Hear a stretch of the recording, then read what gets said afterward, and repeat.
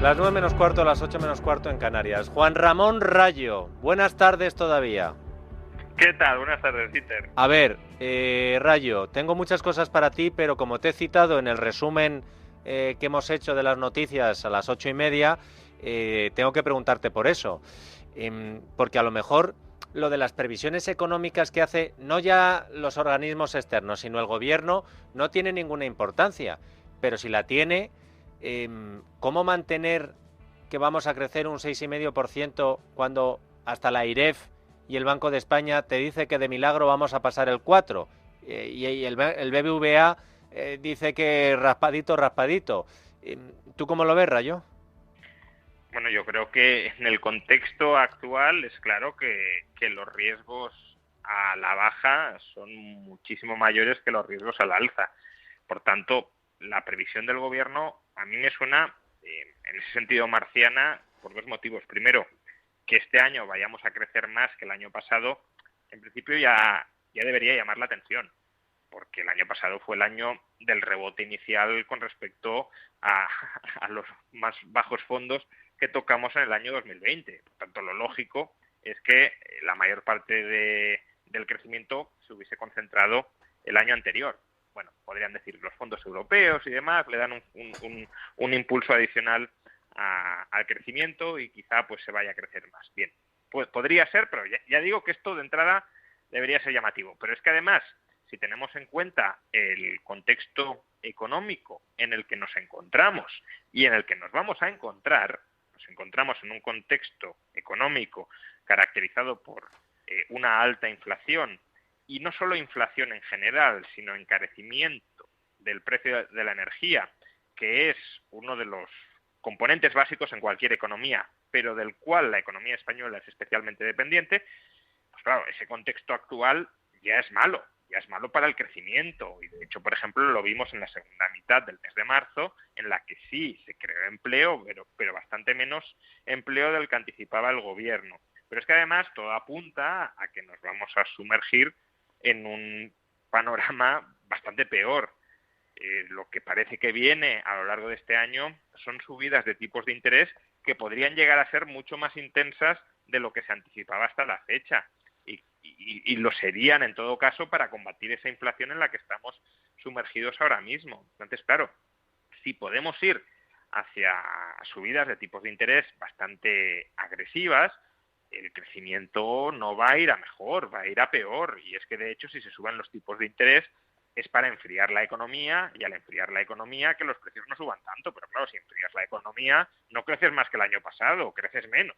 Entonces, ya digo, en general creo que es un cuadro que no tiene demasiado sentido común detrás. Quizás sí, mucho sentido propagandístico, pero es que claro, si en el año 2021 pues te equivocas masivamente, como se equivocaron en las previsiones, y no solo es que no haya pasado nada, sino que prácticamente yo creo que se ha eliminado de la memoria colectiva, porque el ciudadano medio no es consciente del error en la estimación de crecimiento tan brutal que tuvimos el año pasado, pues ¿por qué no vamos a vender este año también cifras exageradas de crecimiento, aunque no tengan un gran respaldo detrás?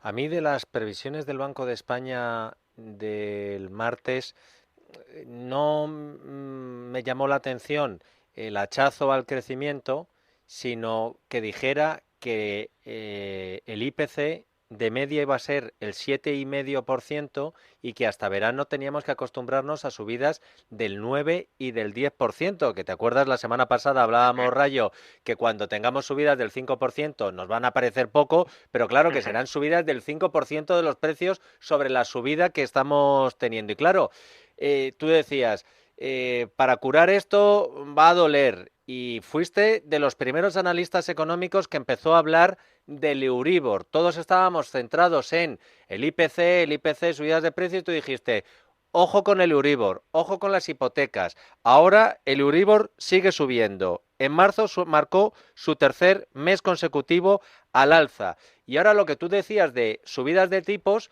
¿qué está pasando en la Reserva Federal en Estados Unidos? Que allí no saben si además van a tener que pinchar la burbuja de la bolsa. Cuéntanos, explícanoslo, Rayo.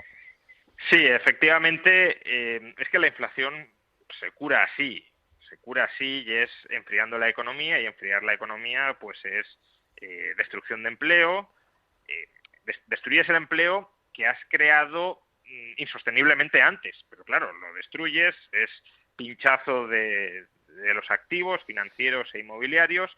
Es por tanto una situación desagradable, pero es que la inflación tampoco es agradable y antes o después tienes que tomar las decisiones duras. Y en Estados Unidos las están tomando antes que en Europa. También es cierto porque allí la economía está bastante más recalentada que aquí y la inflación está más descontrolada allí que aquí, aunque eso no significa que aquí no se vaya a descontrolar si no se toman las medidas adecuadas. Y parece, ya lo parecía a mediados de marzo, aunque bueno, sigue sucediendo lo mismo que dijimos a mediados de marzo, que de momento el discurso sí parece una cosa, pero las actuaciones de momento no siguen al discurso. Y el discurso parece que la Reserva Federal ya se ha dado cuenta de que la inflación es un problema grave y de que tiene que coger el toro por los cuernos. Ya lo parecía a mediados de marzo, cuando se reunió la FED y con las medidas que anunció por encima, una subida de momento muy tímida de 0,25%, pero sabíamos que a final de año quería terminar en torno al 2% de tipos de interés, que es una subida bastante considerable. Estamos hablando de prácticamente una subida de 25 puntos básicos por mes, y que además empezaría a dejar que el tamaño de su balance se redujera, que esto es un tecnicismo que lo que viene a significar es que va a incrementar los tipos de interés ya no a corto plazo, sino a largo plazo. Por ejemplo, los tipos de interés de las hipotecas fijas. Pues bien, ayer conocimos los detalles y los detalles son mucho más agresivos de lo que se había anticipado. Vamos a asistir a una reducción del balance bastante intensa de 100.000 millones de dólares al mes. Esto es casi como si se vendiera, no es exactamente lo mismo, pero como si la FED, en lugar de comprar 100.000 millones, vendiera 100.000 millones de dólares al mes de deuda pública y de deuda hipotecaria, y se quiere que los tipos de interés a largo plazo suban mucho más de lo que ya han subido, y en Estados Unidos han subido. Los tipos de las hipotecas a 30 años, que en España siguen más o menos en torno al 2, algunos acercándose al 3, en Estados Unidos ya están en el 5. Las hipotecas desde el máximo han caído un 40% la concesión de hipotecas, es decir, que ya se está dejando sentir, pero para la Reserva Federal no es suficiente porque creen que el mercado todavía está muy recalentado. Entonces quieren más subidas de tipos de interés para pinchar todavía más el mercado. Y a todo esto se le ha añadido un discurso, yo diría, bastante duro, pero bueno, es el que hace falta, de exmiembros de la FED y de actuales miembros de la FED.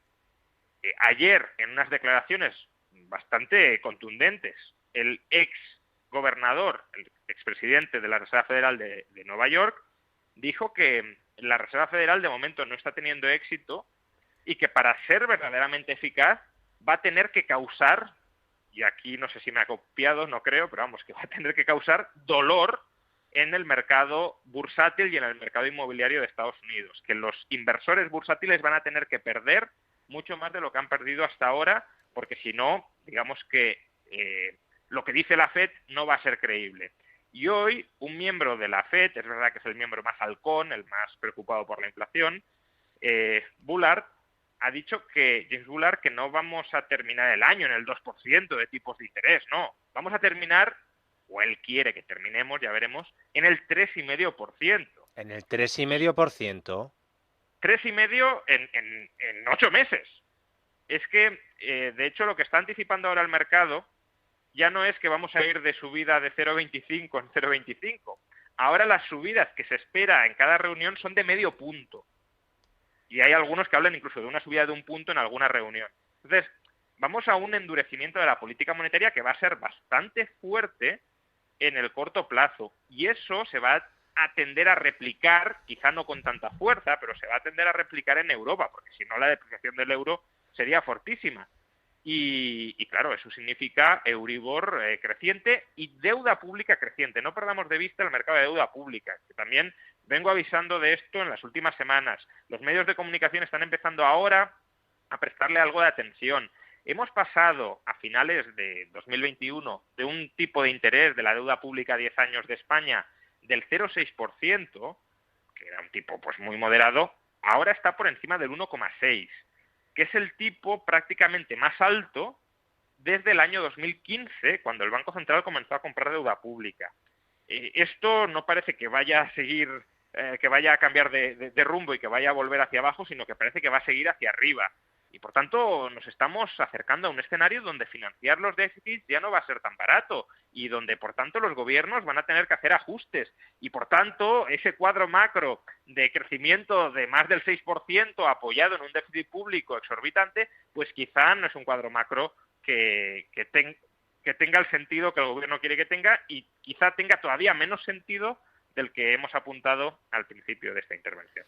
Oye, Rayo, una última cuestión. Luego va a venir Carmen Tomás, que desde hace mucho tiempo fue la que puso el carro a andar y dijo, Sánchez va a tener que adelantar elecciones, entre otras cosas, porque se le van a poner las cosas muy difíciles en lo económico, le va a ser más difícil colocar la deuda, le van a apretar las tuercas, va a tener que hacer cosas que tuvo que hacer Zapatero y antes de hacerlo convoca elecciones.